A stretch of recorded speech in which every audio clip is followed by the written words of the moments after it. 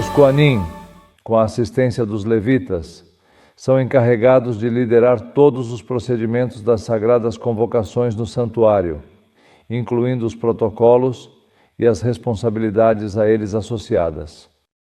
Portanto, é uma ordem do Todo-Poderoso que os Kohanim, os sacerdotes, demonstrem a pureza de seu ofício através da pureza de sua própria vida, em um estado de total consagração e elevação espiritual completa, como forma de cumprir seu dever sagrado. Por essa razão, a Torá, nesta porção da leitura semanal, estabelece uma proibição para que os Kohanim não se contaminem. Como um Kohen pode se tornar impuro ao entrar em contato com os mortos, exceto se forem parentes próximos, como pai, mãe, filhos, irmãos, irmã. O alto grau dos Kohanim, o alto grau de santidade dos Kohanim, estabelecia que não podiam se casar apenas com uma mulher virgem, não podiam se casar, exceto com uma betulá, com uma virgem. Eles tinham proibido raspar a cabeça, cortar a barba e fazer marcas no corpo. Essas restrições eram rigorosamente aplicadas e não podiam ser desobedecidas de forma alguma. No caso do sumo sacerdote, Kohen Gadol, as restrições de santidade impostas eram ainda mais elevadas e rigorosas em comparação com as demais. Ele não podia sequer se aproximar de um cadáver, mesmo que fossem parentes próximos. Ele não podia se casar com uma mulher que já tivesse sido casada ou viúva, somente com uma mulher que nunca tivesse se casado antes. O Kohen, o sacerdote, não poderia ter nenhum defeito físico, pois caso contrário, não poderia mais oficiar no santuário e precisava ser totalmente puro para se aproximar do Mishkan sagrado, onde realizava seus rituais religiosos. Bem, após estabelecer todas essas exigências elevadas que são sagradas para os Kohanim, responsáveis diretos por liderar tudo relacionado ao serviço público em prol de Israel, a Parashá nos introduz ao serviço público da Torá, ou seja, tudo o que diz respeito às festividades, tudo o que diz respeito às convocações sagradas, aos dias de santidade.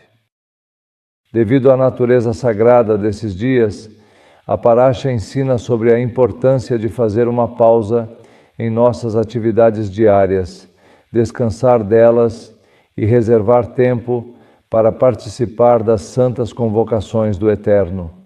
Esses momentos de descanso nos permitem nos conectar de maneira apropriada com o Divino e renovar nossa devoção espiritual. Bem, em seu sentido simples e literal, todo esse ciclo festivo da Torá gira em torno da realidade agrícola do povo hebreu e tem como ponto de referência a terra de Israel, a terra de Israel. Isso implica que apenas residindo em Israel é possível santificar adequadamente essas convocações religiosas e cerimônias sagradas. Isso não quer dizer que no exílio não possamos fazer isso, mas é importante ter em mente que esses preceitos são direcionados principalmente aos filhos de Israel que estão na terra de Israel. É por isso que você vai observar na Torá que sabiamente não há nenhuma convocação durante os 3 meses de inverno em Israel. Esses meses, normalmente, correspondem aos nossos meses de dezembro, janeiro, fevereiro e a primeira parte de março. Às vezes, uma parte de abril também está incluída nesse período sem convocação, como é comumente observado. Basicamente, são os 3 últimos meses do ano hebraico, por uma simples razão: o clima, o frio, não é apropriado para santificar a maioria das festividades. O restante das convocações são planejadas para o tempo da primavera, quando já é verão em Israel, especialmente nos meses correspondentes a junho, julho, agosto e setembro, no nosso calendário secular. No entanto, esses meses de setembro, junho, julho, agosto e setembro são os meses mais frios no hemisfério sul. Por exemplo, na Argentina, no Chile e no Uruguai, os meses de junho, julho e agosto correspondem ao inverno nesses países. Ao pensar em Sukkot, a festa de Sukkot, no verão em Israel, tem-se uma verdadeira oportunidade de aproveitar dias extraordinários ao ar livre. No entanto, essa experiência não é a mesma nos países do hemisfério sul. Está claro que a Torá considera vocês, Israel, não o Uruguai, não o Chile, não a Argentina, ao nos entregar o ciclo festivo que contém nossa Paraxá. É importante sempre lembrar disso. A Torá não foi escrita para nós no século XXI, nem aqui no século XXI. Ela foi escrita especificamente para os filhos de Israel na terra de Israel, e não para nós nesta era atual. Quando chegou a hora tão esperada para a conquista da terra prometida pelos israelitas, portanto, quando o exílio entra na equação histórica do povo de Israel, é necessário fazer adaptações. Isso ocorreu várias vezes ao longo da história, e é importante compreender essa realidade histórica. Pensem nisso. De todas as festividades anuais, 3 só podem ser celebradas em Jerusalém, e não apenas em Jerusalém, mas no lugar que o Eterno escolher dentro de Jerusalém para colocar ali o seu nome, que era o templo, era o santuário. Existem 3 festividades para as quais só se pode peregrinar a Israel, ao templo de Jerusalém, para poder santificá-las. Existiam 3 e existem 3 festividades. As festividades de Páscoa, Shavuot e Sukkot são comemoradas ao longo do ano com muita alegria e devoção. Nenhuma festa poderia ocorrer em outro local, senão Jerusalém e seu templo sagrado, pois essas celebrações eram exclusivas da cidade e de seu centro religioso. Apenas em Jerusalém, com o templo em pé, é possível santificar essas 3 festividades religiosas sagradas. Logicamente, por não possuir um templo, nenhuma destas festividades pode ser realizada, absolutamente nenhuma delas. Nem Shabat, nem Páscoa, nem Primitivo, nem Shavuot, nem Yom Teruah ou Rosh Hashanah, nem Yom Kippurim, nem Sukkot, conforme ordena a Torá. Devido à falta de um templo, nenhuma das festividades pode ser realizada no local. Por quê? Por uma razão simples. Todas essas festividades, incluindo o Shabat, exigem sacrifícios específicos que requerem a existência do templo em pé para poderem ser realizados. Portanto, no templo não havia sacrifícios, nem festividades, nem mesmo no Shabat, pois no Shabat era necessário fazer um sacrifício adicional, além dos 2 sacrifícios permanentes realizados no Templo de Jerusalém, era necessário fazer um Musaf de Shabat, um sacrifício extra de Shabat. Por qual motivo, então, nós santificamos o Shabat e celebramos festividades como o Pesach e o Shavuot? Estamos ansiosamente contando os dias que faltam para a chegada do Shavuot. Na verdade, não observamos o Shabat, nem celebramos o Pesach ou as demais festividades que exigem sacrifícios no templo. Qual é o nosso propósito? Criar memórias. É exatamente isso que fazemos, criar memórias. O Shabat como memorial, a Páscoa como memorial, Shavuot como memorial, e assim por diante, todas as festividades como memorial, até que o Eterno decida que tenhamos novamente o templo. Quando teremos o templo? Muitas pessoas se fazem essa pergunta, mas ainda não temos uma resposta definitiva para isso. Quando teremos o templo de Jerusalém de pé novamente? Na verdade, falando humanamente, tudo está pronto para iniciar a construção do templo. No entanto, existem 3 grandes obstáculos que precisamos superar. 3 grandes obstáculos. Antes de qualquer coisa, o local onde o templo deve ser construído está atualmente ocupado. Encontra-se atualmente ocupado por edifícios estrangeiros, destacando-se pela presença de uma política de grande envergadura e uma volatilidade política de magnitude extraordinária. A volatilidade política, como no caso do Domo da Rocha e da Mesquita de Al-Aqsa, construídas na esplanada do templo, onde o templo costumava estar, são problemas de grande importância que devem ser abordados com seriedade. Quais seriam as opções disponíveis? Bem, as opções possíveis são que algo aconteça, talvez uma guerra, um ataque, ou até mesmo um ataque com mísseis vindos de outros países. Nós temos conhecimento de que, no ataque recente, mais de 300 mísseis e drones foram utilizados, e alguns deles foram direcionados para a esplanada do templo, representando uma ameaça significativa. Teria sido um desastre terrível. As forças de defesa de Israel destruíram esses mísseis que estavam destinados a cair na esplanada do templo sagrado. Não temos certeza se essa situação pode ocorrer novamente. Talvez essa questão seja resolvida por acordos políticos entre as forças que atuam no Oriente Médio, mas não podemos afirmar com certeza. Essa é uma opção viável, a remoção dessas edificações. Uma segunda opção seria encontrar um local alternativo para a construção do templo, que esteja de acordo com os requisitos bíblicos. Isso seria o primeiro. O segundo é o outro impedimento, que é justamente o tema da vaca vermelha em questão. Sem as cinzas da vaca vermelha, os sacerdotes não conseguem se purificar e liderar os rituais sagrados do templo.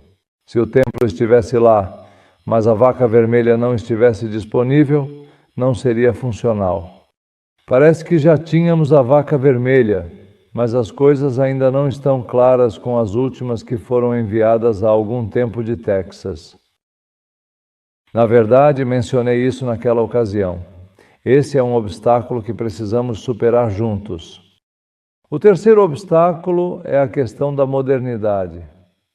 Na atualidade, a restauração do templo com os rituais ancestrais de sacrifício, que envolvem uma grande quantidade de animais, torna-se extremamente difícil diante do escrutínio do mundo moderno, tanto em Israel como no exílio. Todo esse tópico relacionado ao movimento global de proteção dos animais é uma questão séria que deve ser levada em consideração. É importante avaliar a viabilidade e a inviabilidade das pessoas subirem ao templo para apresentar seus sacrifícios. A defesa dos animais é um assunto relevante que exige reflexão e análise cuidadosa das possíveis soluções. Vamos considerar exclusivamente o caso do Pesach. Em Jerusalém, apenas os coanins e seus assistentes podem inspecionar os animais, examiná-los fisicamente e garantir que não tenham nenhum dano ou defeito. Após a verificação, os animais são sacrificados ao lado do altar e o sangue é derramado sobre ele. Uma vez que o sacrifício esteja de acordo com as leis da Kashrut, os animais são entregues às famílias para que as levem para casa e os preparem. Portanto, somente em Jerusalém é possível santificar o Pesach, com a participação exclusiva dos coanins e seus assistentes. Bem, isso funcionou relativamente bem com uma população reduzida, como nos tempos antigos, mas hoje em dia, com a modernidade e o aumento da população judaica, se estamos falando em ter que fazer, imagine, 2 milhões de sacrifícios de cordeiros pascais em apenas 8 horas. Estamos falando de centenas de milhares de cordeiros por hora, ou seja, 5, 6, 7, 8 ou até mesmo 10 cordeiros por minuto. Simplesmente não funciona. Não funciona quando se fala de forma humana, não é possível alcançá-lo. Imagine uma enorme fila de 2 milhões de judeus, cada um carregando seu cordeiro pascal para que o sacerdote o inspecione, o aprove, o sacrifique, derrame o sangue sobre o altar do sacrifício, entregue ao ofertante para que o leve pronto para assar em sua casa. Não é prático, não é prático. Talvez seja necessário fazer alguma adaptação para que isso funcione de forma adequada e eficiente.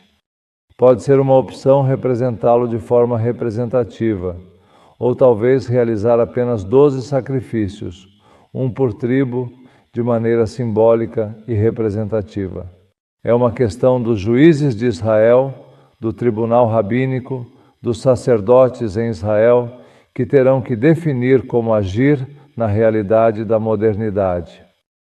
E é por esse motivo que, na minha opinião pessoal, o templo será reconstruído de forma permanente, assegurando assim sua durabilidade no futuro.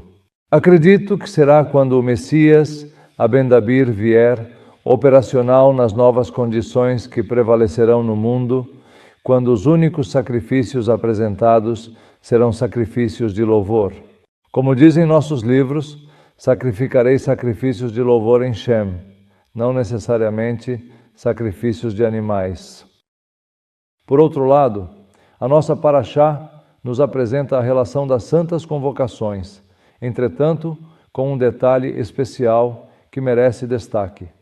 É importante ressaltar essa peculiaridade em particular. A nossa Parashá em Levítico, no capítulo 23, no verso 2, afirma que esses são os tempos designados pelo Senhor. Isso é o que Hashem diz a Moisés.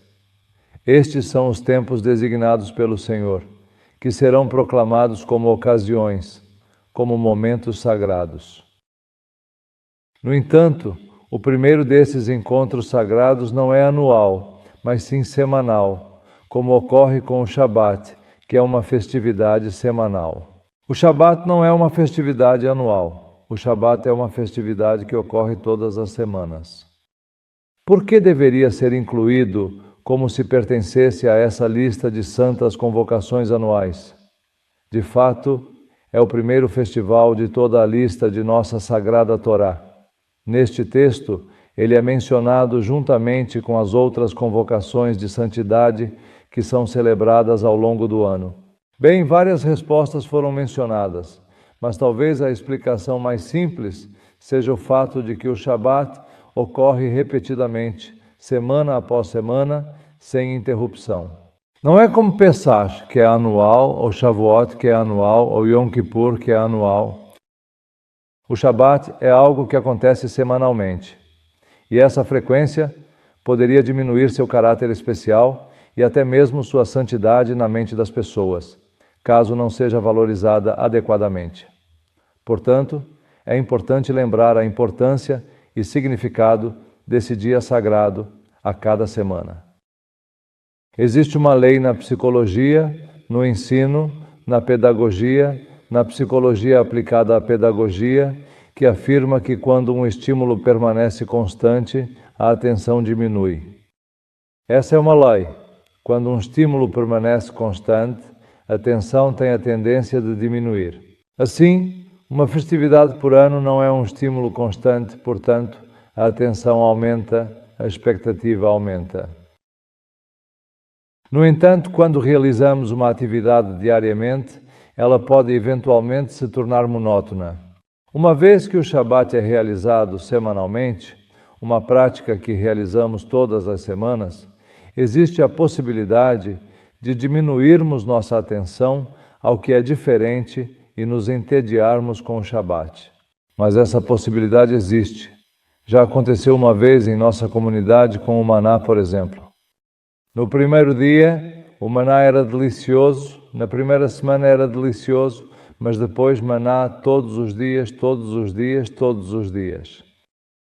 Muitas pessoas ficaram entediadas, protestaram e pediram a Moisés para mudar o cardápio. Vamos fazer algo diferente, atendendo aos seus pedidos. Por essa mesma razão, quando um estímulo permanece inalterado, a atenção pode diminuir de intensidade. E é por essa razão que eu acredito que a Torá coloca o Shabat no início da lista das convocações sagradas, no começo da lista das convocações sagradas dadas ao nosso povo de Israel para celebrar e honrar nossa fé e tradição. É como se a Torá estivesse nos ouvindo, mesmo que você precise repetir semanalmente, mesmo que você tenha que repetir semana após semana, não se canse do Shabat, não se aborreça com o Shabat, não diminua a importância do Shabat em sua vida. Mantenha-o alegre e criativo, aumentando sua santidade sem diminuí-la, com imaginação e criatividade sempre presentes. Por isso, no Kiddush do Shabat, que todos os judeus fazem na sexta-feira à noite, na santificação, iniciamos a santificação do Shabat. Os sábios se preocuparam em seguir esse ensinamento da Torá mencionado em nossa Parashá. A Parashá é o trecho semanal da Torá que estudamos.